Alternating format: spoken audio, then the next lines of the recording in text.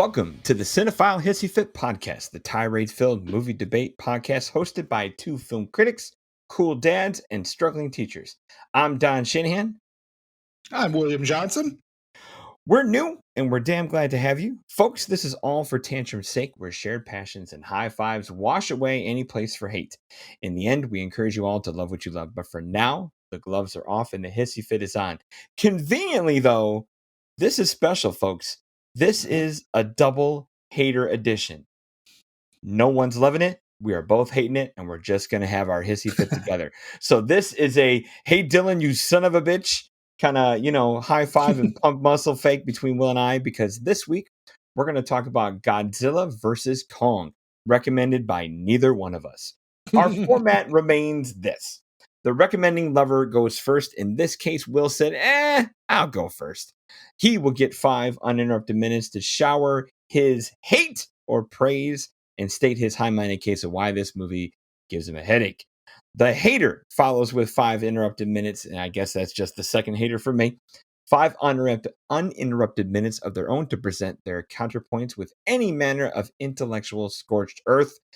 Man, I wish more earth got scorched in this movie than anything, but we'll get to that. After that, we'll open it up for 15 minutes of shared conversation where the Hissy Fit really gets chippy, but more than anything, we're just going to pile on this movie. We hope you've got your judge's scorecard. No one's going to win. No one's going to lose because we all lose watching this movie. Folks, I know y'all liked it. I know it made a lot of money, but Godzilla versus Kong is not something the Cinephile Hissy Fit podcast can recommend. Here we go. Will? How you doing? This will be fun. Well, I have a question for you. Before we start, before you watched this film, were you a specific team? Yes, I was. I know we kind of razzed each other a little bit on social media. I was a Team Zilla man because, oh my God, you have a nuclear-powered lizard against a furry, fat ape. Give me the heat. I was rooting for the heat. I was... because that automatically makes King Kong an underdog, right? I would think so. So I vote for the underdog every time. I think the underdog. So I was a Team Kong, and plus, spoken like a true Buccaneers fan. I mean, as I'll probably emphasize when we talk about this film, the only film I liked in this shared universe, the MonsterVerse, was Kong Skull Island. So that's the only one I like as well. So I mean, I went against I went with my head instead of my heart for sure to go Team Zilla. Yeah, that's fine. I mean, are you very versed in Godzilla lore? I'm okay. You know, I go back to the 1954 one and really enjoy what that one has to do. I need to see, what is it, 2016's Shin Godzilla, kind of a throwback, but made by the Japanese back to the kind of the heart of the matter. I'd like to see that. Obviously, the Roland Emmerich one is just so terrible. And after that, there's a lot of bad 80s in there and bad 70s that I've caught here and there, but more than anything out of fun and farce. Are we about the same age? How old are you? I am 41 going on 42 this August. Yourself? Okay, so I'm 38 going on 39 in June. Okay.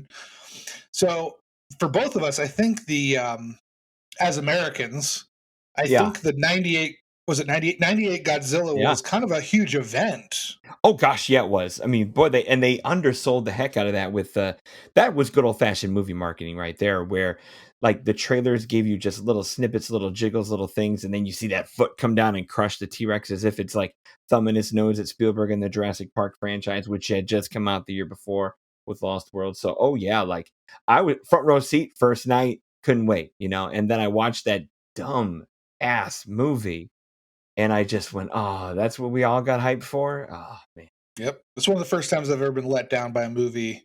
True. Which segues into this, because I got to say I was a little bit excited, but I shouldn't have been. I had hopes. All right, let me get your 5 minutes going. Ready? Am I first? Okay. You are first. Fire away. Okay.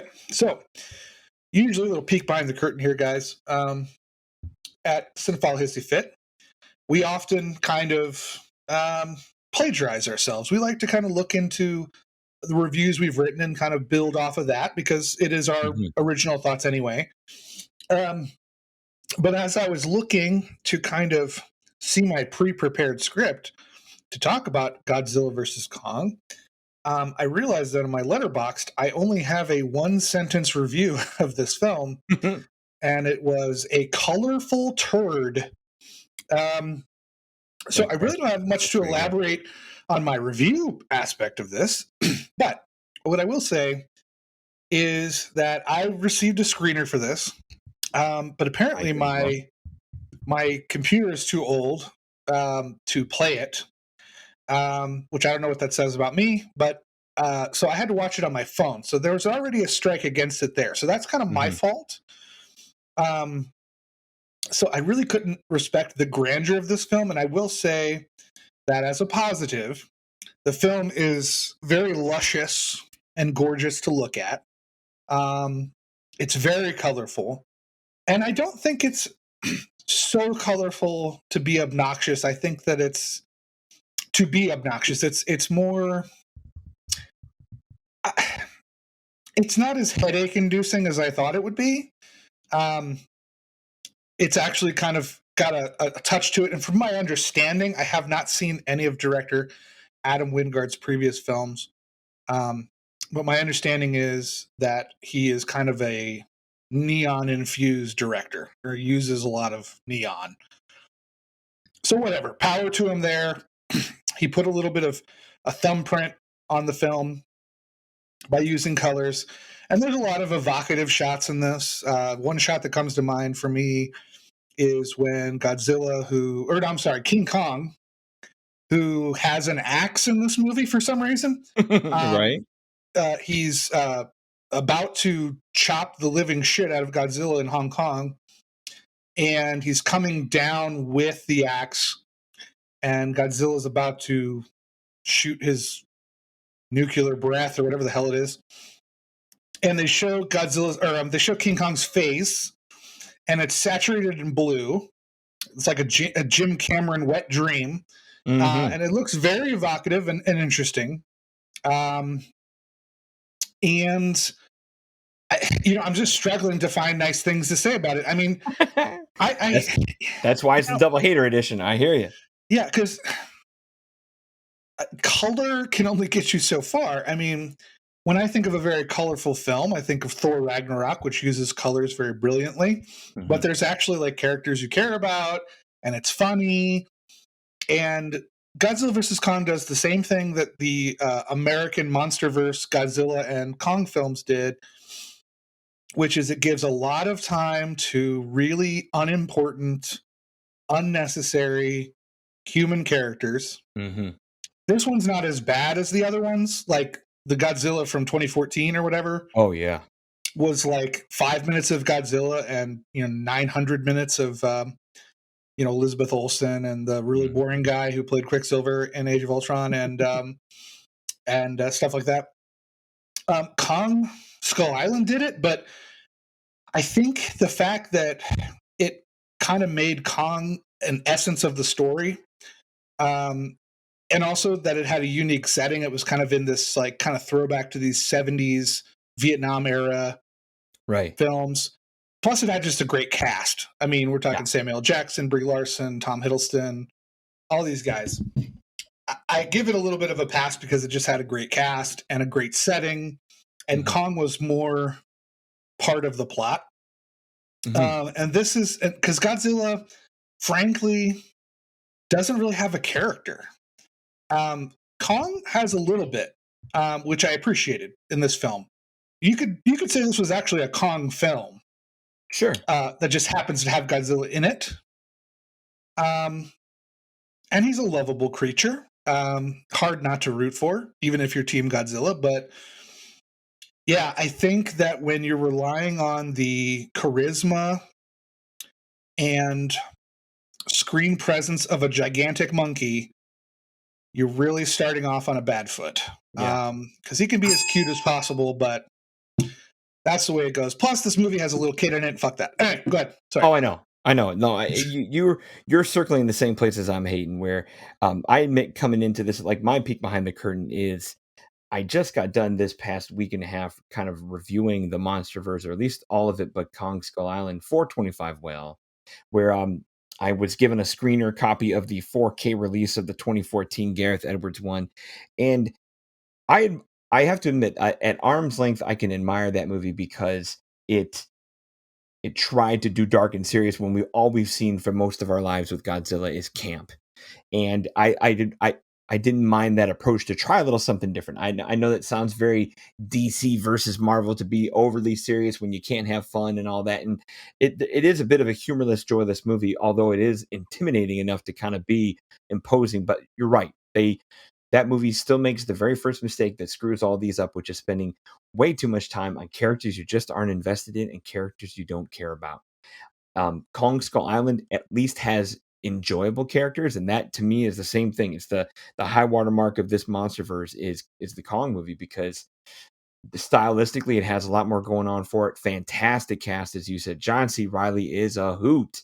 Oh yeah, And that's right. you know, and Brie Larson's fun, and if Tom Hiddleston has his little James Bond audition doing his thing, and that's fun. And then you get to it's as if Warner Brothers did what they did with DC. They saw that the 2014 Godzilla had diminishing returns, and it dropped like 73% at the box office its second weekend, and just limped to a finish. Had a great big opening, and then limped to wherever it got. Where they said, you know what, maybe that was a little guys, that was a little too serious. We should really, bring back all the ham and cheese and mash and toy action figures together. And you got that in Kong King of the Monster, or I'm sorry, Godzilla King of the Monsters. And the hard part is though, you made that movie as noisy and as dumb as possible because while you have these great monsters doing their thing, you're still wasting your time watching human characters gawk at the fun instead of have the fun. And that's what stinks, is that you couldn't just leave these guys to just I know my phrase in my review was, going back to the very first movie, was let them fight. And we get to the new one and all we get is like two and a half kind of showdowns and battles, and one really ruined by the trailers if you're the kind of people that watch trailers ahead of time. Where and I went and saw the trailer after the movie and I'm like, gosh, boy, they gave away the whole sea battle fight in the trailer, and that's kind of blows. So, like, if I was hyped up on that, which a lot of people seem like they were, and you get that battle, and then a little bit later with the neon in Hong Kong, if that's all you get, that's not a lot, because we spend an awful lot of time chasing around podcasters and little Navy brats and this dumb little girl who can't talk but has a great affinity to the monster, just characters I don't care about. You got Alexander Skarsgård, who might as well be Aaron Eckhart from The Core, the most conveniently buff failed, crappy college professor and artist you'll ever meet in your life, who just, perfect little action star in disguise. Rebecca Hall is a fantastic actress, but is given, just not much to really work with and do. And then she's standing behind a little girl who gets all the good stuff. So yeah, this movie just not enough of the good stuff for me. I either they're at the point where they have to kind of pick a route, and I don't know what route they've ever chosen, because you start with this great serious movie in 2014, you ham it up with the toy smashing sequel, you have fun, cheeky fun with Kong Skull Island along the way, and then you get here and you put them together, and it should be so easy as to just let them go. But then you have all these dalliances of stuff we just don't care about. We go to this whole hidden earth thing, and I'm an old school sci-fi fan. I read Edgar Rice Burroughs, I read Jules Verne, and I enjoy the whole hollow earth theory, and that could be a fun little playground to play in. Preposterous, but fun. And if that's the setting for the movie, like if we go down there and we watch them fight there in the bright sun and in the jungles and stuff, that'd be cool. But we only go down there to visit a throne and pick up an axe, whoop de doo, and have peril along the way. So it's a wasteful human trip just to get them up stomping skyscrapers again. And it's just I did get a screener to see it. I did get to see it on a little bit of a biggish screen because I kind of do like a little projector behind the couch kind of thing where it's kind of a DIY MacGyver little projector setup. So I got a good size screen. But yeah, I'm checking my watch. I'm wondering where all the fun is, and it just really didn't work for me. I know that sounds like, oh, it didn't work for me with expectations, but I just don't. I just look at people who enjoy this movie and I go, boy, it's the pandemic and you've really set a low bar if this is what gets you all hot and bothered. Like, there are so many better movies from an action standpoint, from a creature feature standpoint, and from a compelling character standpoint than this one. Because if you're going to spend this much time on humans, make them matter, make them good, make them fun, because these are not Independence Day level humans. And that's a movie where you have a creature feature and a silly, stupid sci-fi, but you have characters you're like going, dang, you're just compelled to watch either succeed or triumph or get past loss. And you just don't have that going on here. And it's just lazy. It's slow. It's not enough. That's my minute. Wow. Yeah. Yeah, it's not good when you're talking about Independence Day being an example to live up to.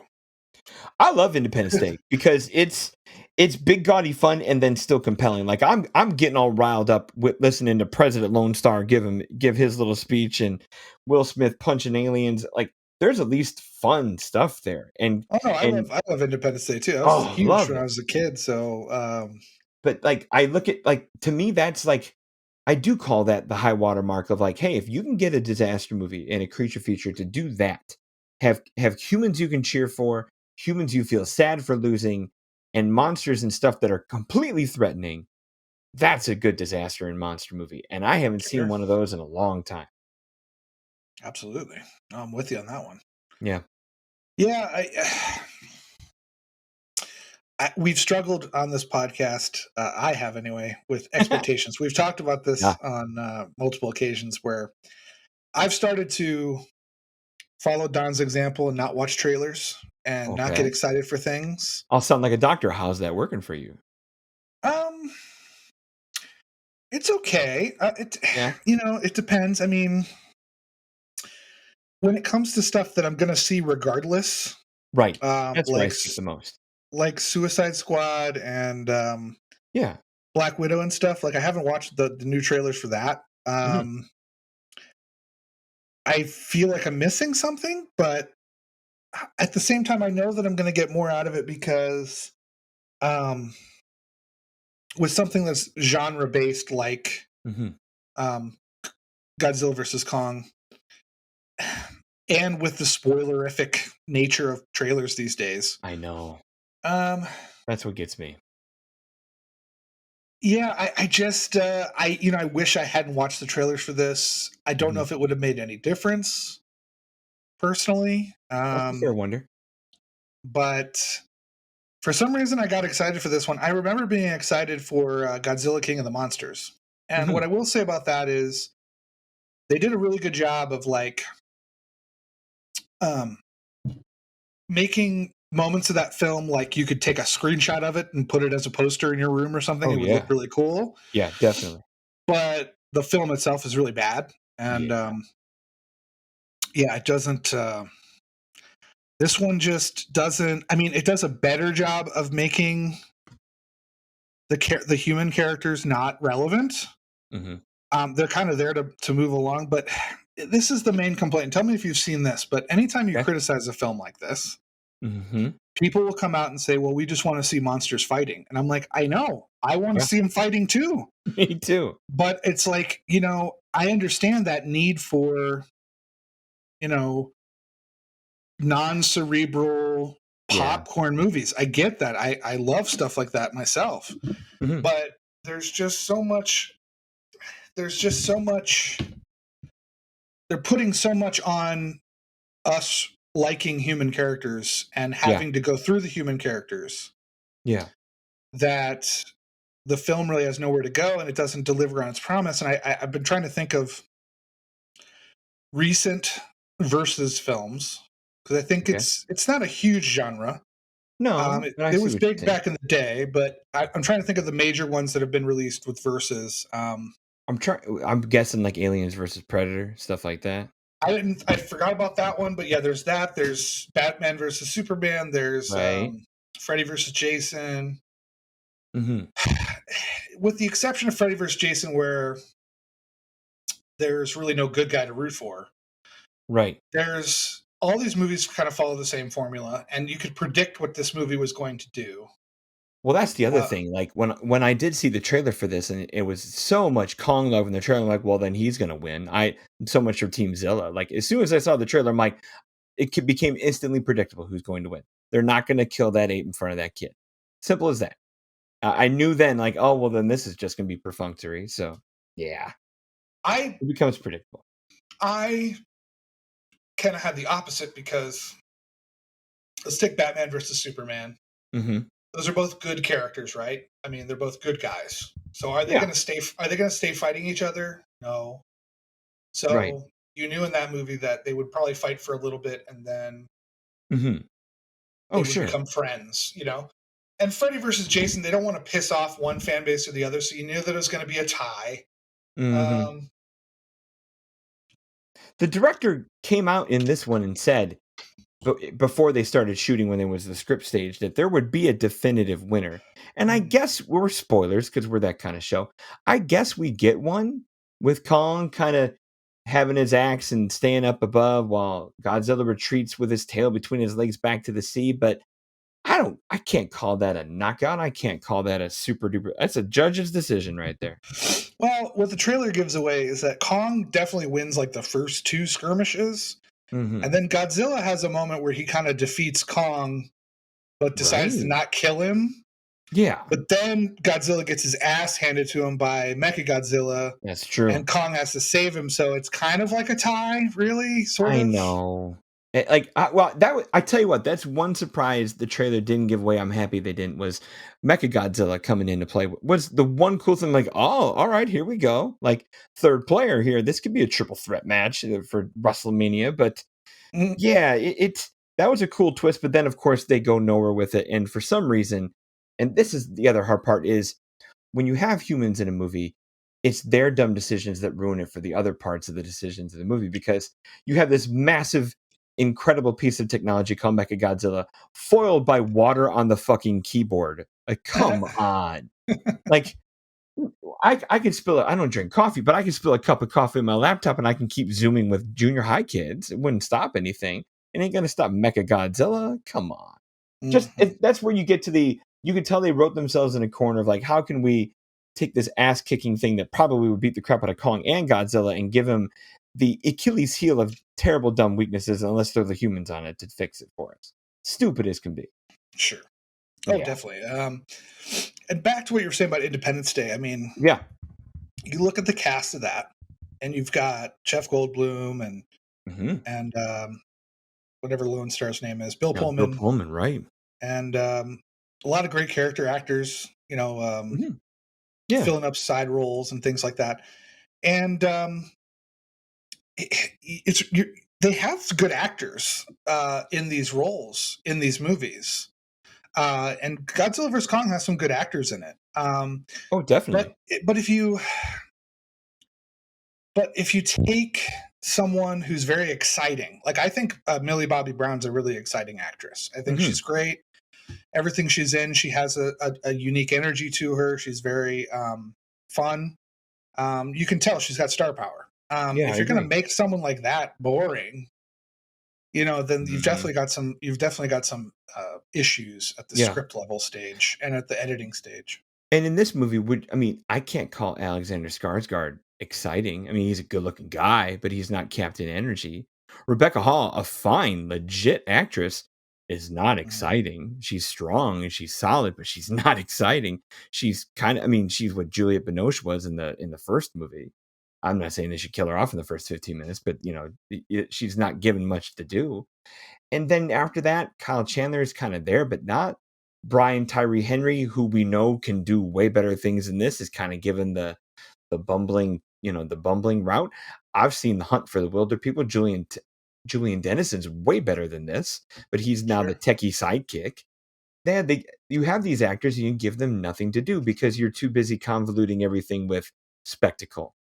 And yeah, by the time you're diving to Hidden Earth and you're doing this, chase the tail stuff that Millie Bobby Brown and Brian Tyree Henry and Julian Dennison are doing on the top side, it's fruitless and it doesn't go anywhere. When I do say it, I'll be the meathead that says it. I get the humans out of the way and just let them fight because you Sure. could do that. I mean, if you shoot it, if you keep it narrow and you keep it small, you don't have to have all this human and science stuff. I know they've world building with all the monarch stuff and all that, but you just don't need to. You can have some bystanders and have some things. You can have some watching, observant people, but you can still step back and let those guys have a little bit more fight. I just Yeah. yeah, just it wasn't enough. sacrifice a human character to make Godzilla interesting. Oh my goodness, Um, yes, because is there any peril whatsoever in this movie? We lose what, Isa Gonzalez tops? Is that all we get is one side chick is dead, and then the Mecha Godzilla pilot guy who's Shirazawa's son, he's fine, right? I don't which think. I had no idea until somebody told me. Oh, I know. And then isn't I think Demian Bashir's CEO guy is fine. Like I don't think he dies, He's does he? fine. Oh, he dies. He gets a Mecha Godzilla swipes him, Oh, kills him. okay. All right. Well, yeah, but that's not a compelling character death whatsoever. I mean, it's a great actor Yeah. too, Damien I Bashir. It's that's like Jesus. another Oscar nominee who's done better. So Oh yeah, the whole film just seems like, and even like I'm saying, when they're fighting, it's cool to see them fighting, but it is cool. When they fight, man, it is cool. it's also like I said, there's because it's more of a Kong movie. Hmm.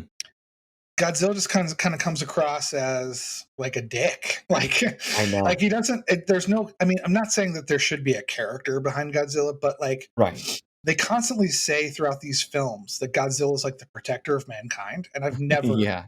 I've never felt that at No, all. I've me neither. never felt that. He's a scourge of the earth to me. Yeah, Yeah. I mean, Yeah. I don't buy that either. at least in the last one, they kind of had Mothra, and Hmm. they had a clear bad guy Yeah, with. definitely. I mean, even Mechagodzilla is just kind of something to get the two to become Hmm. friends, fight for each other, which is Do you what I. think they do you think they overplayed it by putting Mechagodzilla in here? Could they have saved that for a sequel and just leave it Kong versus Godzilla? Do we need a third player? I liked it, but do we need a third player? Um, Did they spin that card too early and too quickly? That's what it feels like to me. there really is no. I mean, the whole idea of like a mega corporation trying to build its own Godzilla Right. um, is evil enough, I guess. That doesn't Yeah. need a lot of characterization. True. But at least with like, what's the three-headed dragon's name? Ghidorah. Uh, yeah, Ghidorah, something like that. Yeah, yeah. They had a interesting thing that it came from outer space and it's malevolent in nature and Sure. it kind of has an evilness to it that needs to be defeated. Like, I agree. I don't know. It just felt like Had some personality. it feels like they knew that Kong is overmatched with Godzilla, Hmm. and they kind of had to have Godzilla win a little bit Hmm. because he does kind of win a little bit at one point. He kind of gets Kong down on his back and scratches him up, and then I think Godzilla has respect for Kong because Kong keeps screaming at him or something. Sure. Um, and whatever. And I but know. then like I said, they made it like a no contest that Hmm. Mechagodzilla is better than Godzilla in every way. Like Godzilla doesn't even Yeah. like get a punch in. I And know. so it was kind of like their narrative way of saying, yes, we understand that Godzilla is stronger than Kong, just putting these two together. But um, all these films, you talk about Alien versus Predator, right? It Right. because aliens are more like an insect kind of thing, and Right. predators are more like thinking creatures. They wisely, I can't believe I'm saying wisely with anything on Alien versus Predator, but I hear you there. they wisely focused on the predator as kind of being the superior creature. And they Hmm. found a way to kind of team up with the humans at the end or whatever. I mean, I can't even remember what happens in the second one because it's so Right. I awful. didn't But see it either. and even with like Freddy versus Jason, like they found a way to get Jason in the dream world, so that way Freddy gets his knocks in, and then Yeah. when Freddy gets put into the real world, he's obviously just a wiry, All right. Right. wiry dude with claws for fingers, and you've got this Hulk who's Jason. So Hmm. like they kind of leveled the playing fields for them and had them fight on equal grounds, and they still had a tie in the end. But in this one, I think it's very clear that Kong is overmatched. Like you said, Sure. Godzilla's a nuclear power plant with spikes and armor, and he can fight in the ocean. Like Kong can Hmm. really only fight on Yeah. land. On land, and you give him an X. Yeah. Yeah, they had to give It him an just. axe, and Yeah. so they had no way to narratively make their make their bout truly interesting in that they have a grudge against each other, Right. and then they had no way to really have them be friends at the end without one having to sacrifice for the other. It's just really poorly. I mean, it's called Yeah. Godzilla versus Kong, so I wasn't expecting like No. Lawrence of Arabia or something. No, I wasn't expecting Face Off with Travolta and Cage either, you know? Right, right, but it Right. it it, it just doesn't have any impetus behind it. It's very much like I don't know what the original Godzilla versus Kong was about, King Kong or whatever, back in the I don't 70s remember or either. whatever, but Yeah. it just seems like, and this is kind of the case with Freddy versus Jason or Batman versus Superman or any of these other Alien versus Predator. Mhm. It just kind of seems like something that's always been in a fan's mind. Like, why don't these two fight? Oh, I know. And this This one feels just, like bathtub action figures right now. Yeah. yeah, and this one of all of those, I mean, I can find some merit Mhm. from Alien versus Predator or Batman versus Superman or Freddy versus Jason. Yeah. This one, I'm having trouble, even on the basic level of just having them fight. I know. See, like having it make any sense other than, wouldn't it be cool if? I know. That's the best I got with it too, and even and it still feels out of place because to me, and I don't wanna sound like an old school purist of film, but all that, but the real King Kong to me is 20 feet tall and he takes a girl to the Empire State Building. You know, I know it's cool to have a big gorilla named Kong come from an island and do what the second movie is doing, and then have him obviously come back and be bigger and better to take on a Godzilla here. But King Kong's so much more interesting in those other places he isn't when he isn't the same thing as Godzilla, a big thing that just lumbers around. When he has to tactfully get around the human threats and the other threats around him and fight T-Rexes and all that. Like that was infinitely more interesting than this. And the weird thing for me is, especially with how just jerk off nuts Warner Brothers is about building this whole thing. I was really surprised with this movie, and I got to hit the bell because here we are at the end. But I was really surprised that there's not anything in this movie to springboard you to another one. They did such a they were so purposeful all the movies along the way to be like, "Hey, this is next and here we go." There's like if this is the end, this is a whimpering little end. I was surprised there wasn't a springboard to or a teaser for the next thing since they were so confident with this one. Yeah, Yeah, I don't know. yeah, I feel like And I'm not exactly pining and waiting for the next thing either. Like, oh great, what could they possibly do next? So I will give them props for this MonsterVerse for not like hitting us over the head with it. Even Marvel at its mhm, in its beginnings was very histrionic about like at the end of Iron Man 2, you find Thor's hammer in the desert, and it right. was very overt with its like. Mhm, I will give the MonsterVerse credit. Whenever its ending credit scenes would come up, it was just like kind of a nice but not overbearing sneak yeah, peek at what could possibly happen. But there was never yeah, like any storytelling parts with it. You never knew where it was going to be going. You just thought, oh, there's a cave painting of Ghidorah, so we know mhm, that's coming. Like it was very subtle and very small. But you're right. This one is, if everything was building up to this, yeah. um, Kind of a I weak just don't finale. don't see the point I really. know, I know. Like if this is it, or this was the peak, or the big finale finish. Yeah, not yeah. I'm the same way. Well, that's a double hater edition for you folks.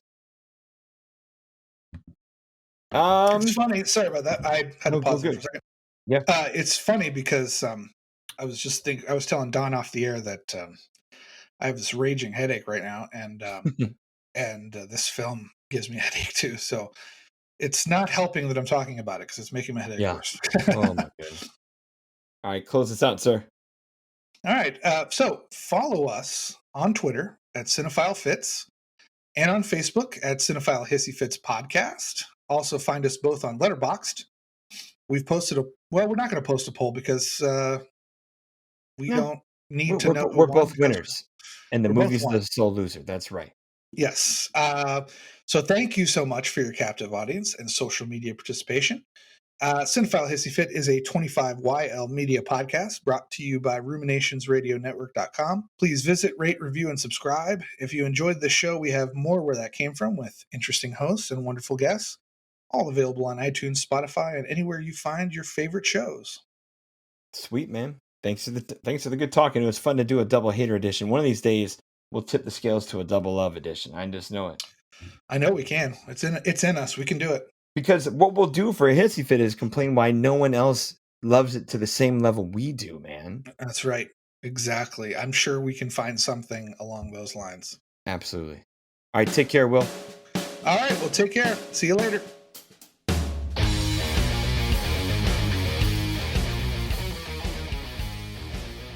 Hey, this is Charlie, Triple C, from Brevity Box, a new and interesting podcast from the Ruminations Radio Network. If you're a fan of podcasts, we have a lot of great content to offer. Come check out our diverse group of podcasts and hosts at ruminationsradionetwork.com.